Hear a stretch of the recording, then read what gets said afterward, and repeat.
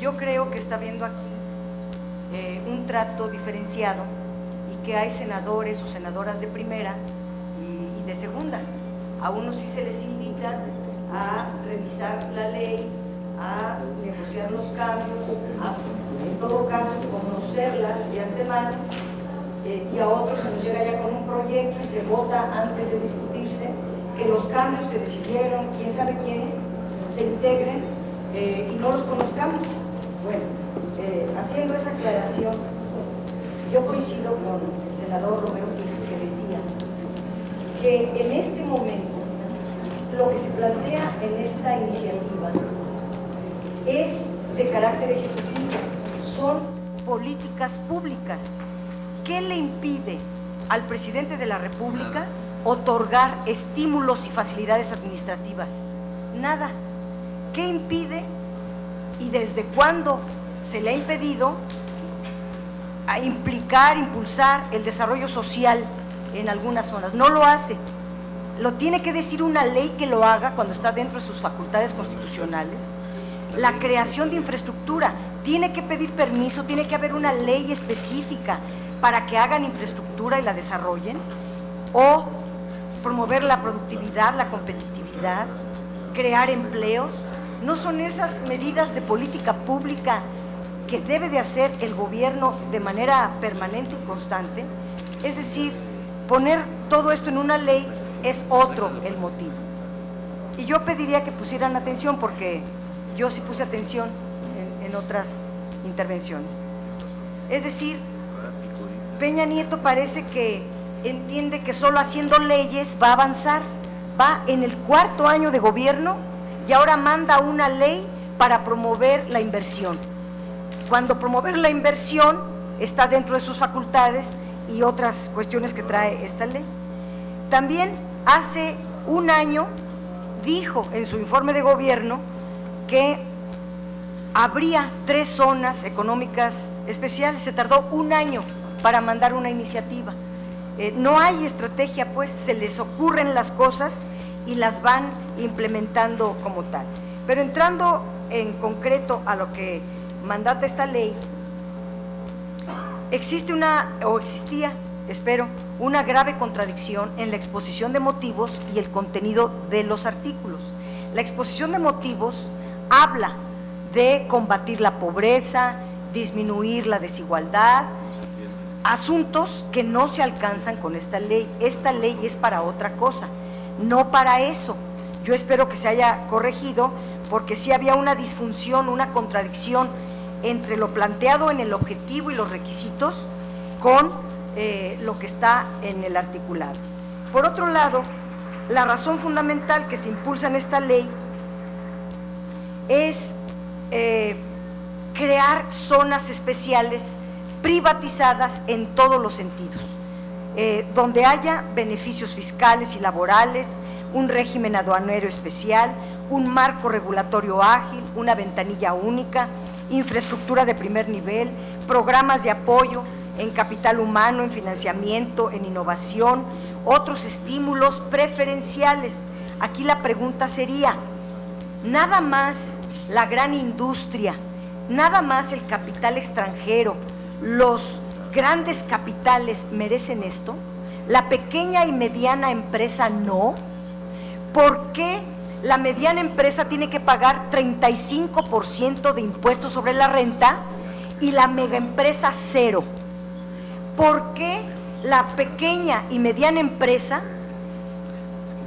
no tiene derecho a facilidades administrativas, a una ventanilla única que le agilice los trámites, y la megaempresa y los megamillonarios sí?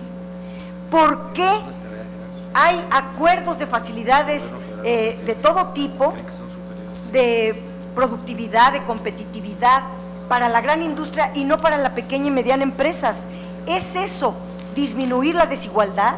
Evidentemente que no. Yo diría, si estamos haciendo esto en una ley, extendámoslo a toda la empresa. ¿Por qué las pequeñas y medianas empresas, que son las que generan el 85% del empleo en el país, tienen que pagar muchos impuestos federales, estatales y municipales, y la gran industria, que casi siempre es extranjera, y unos cuantos magnates mexicanos, no van a pagar nada y van a tener todo regalado. Entiéndase lo que está planteando esta ley. Esta ley está planteando no solo estímulos fiscales, también financiamiento de la banca de desarrollo.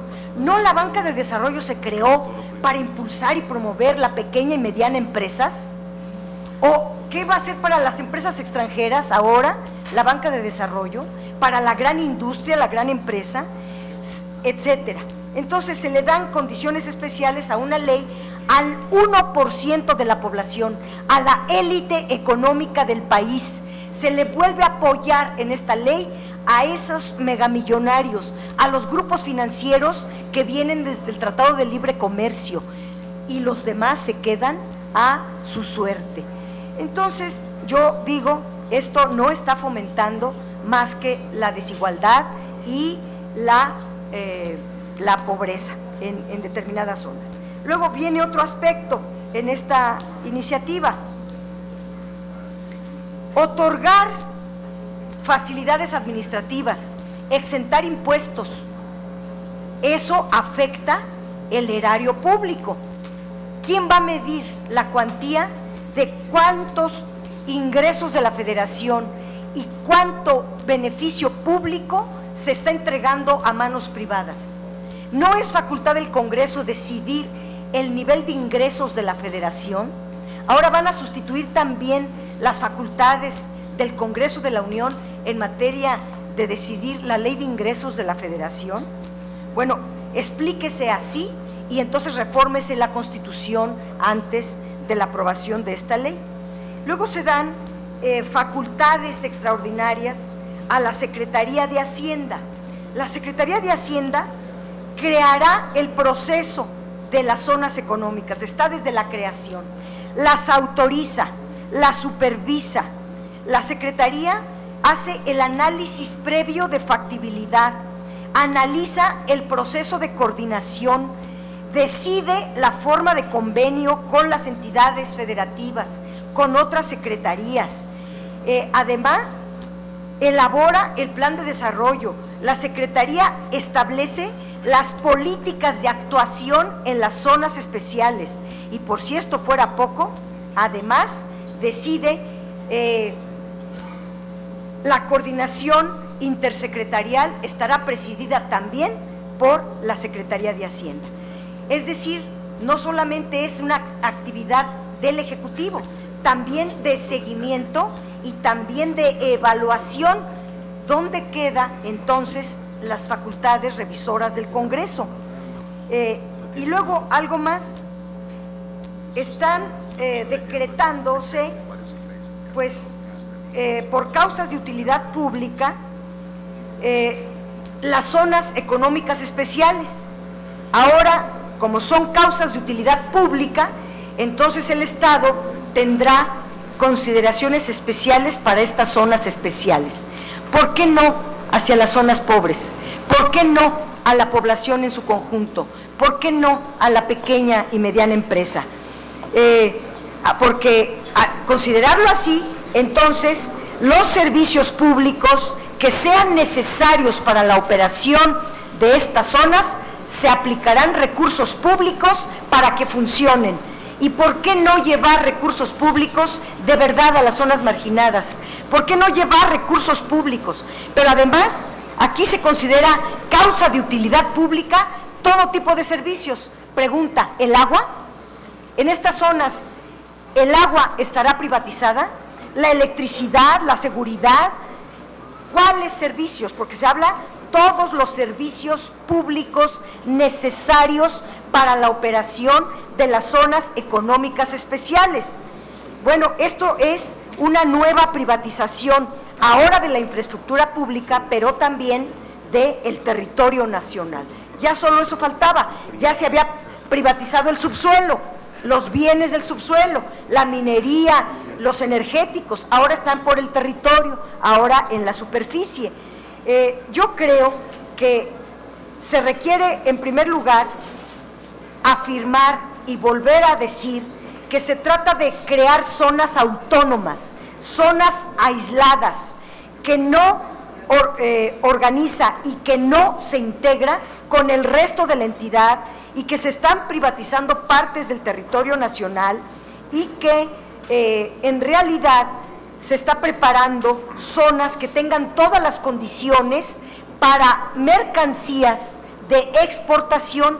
Por eso se hace donde hay puertos, aeropuertos, porque se trata de fomentar el mismo modelo de desarrollo hacia el exterior que ha fracasado desde el Tratado de Libre Comercio y que nos tiene con crecimientos pírricos, con una verdadera fábrica de pobres, y que el modelo exportador ya está haciendo crisis y se está preparando entonces para el acuerdo transpacífico, y esa es la litis. Quieren seguridad y certeza jurídica para que los inversionistas que vayan a estar en estas zonas tengan todo el capital público necesario para que ellos tengan condiciones de producción para la exportación en el Pacífico. Por eso se está pensando en estas zonas del sur-sureste. No es casual que hasta ahora se les ocurra, es que acaba de firmar el gobierno el acuerdo transpacífico, a pesar de que el Senado de la República ni siquiera ha recibido el documento oficialmente por parte de la Secretaría de Economía. Yo diría, por último, que tendríamos que revisar uno por uno los cambios que se hicieron anoche, porque nos son entregados en este momento y no los conocemos.